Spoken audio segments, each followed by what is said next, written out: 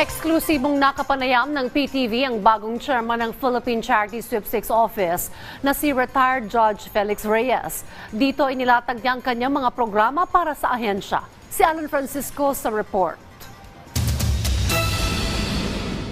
Retired judge, former president of the Philippine Judges Association at nagsilbing acting member ng Board of Directors ng Philippine Charity Sweepstakes Office.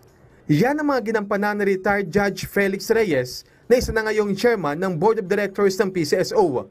Sa exclusive interview ng PTV, iginiit niyang alas niya ang pagiging abogado. Sa PCSO ay napakarami ding mga legal issue na dumarating. At marahil nga yung aking karanasan, bilang ako matagal akong practitioner, ako ay naging prosecutor din at naging judge, ay ito ay aking magagamit. Inilatag ni Reyes ang programa ng PCSO sa pangunguna ni General Manager Mel Robles. Una rito, ang paglulunsad ng electronic o iloto sa Hulyo.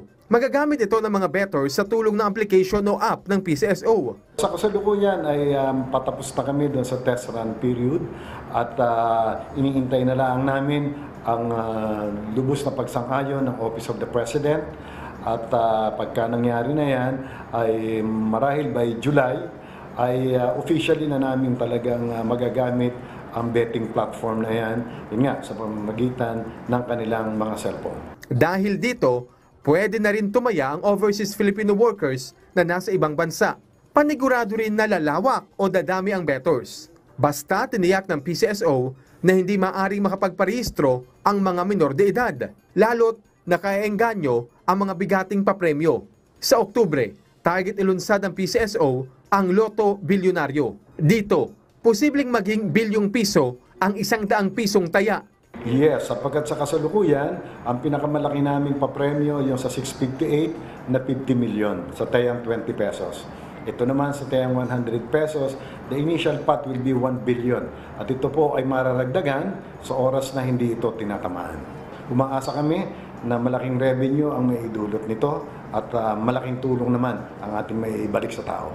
Tiniyak din ni Chairman Reyes ang transparency sa mga bago nilang programa. Kukuha kami ng third-party audit na ito naman ang magsisiguro para sa amin o magagarantiya para sa amin na ang lahat ng mga gawain ng aming magiging web application betting platform provider ay talagang magiging transparent. Hindi lang simpleng patayaan ng loto ang PCSO dahil misyon itong tumulong sa mga Pilipino. Mandato ng PCSO ay kami ang tanging ahensya na pinapayagan na mag-conduct ng loterya o lottery.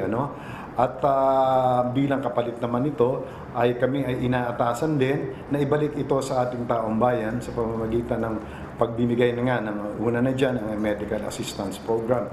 Yung sa mga hospitalization, lahat na nangangailangan ng chemotherapy, dialysis, at ganun din ay nagbibigay din kami ng mga medical assistance.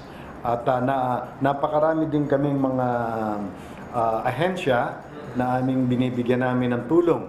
Alan Francisco, para sa Pambansang TV, sa Bagong Pilipinas.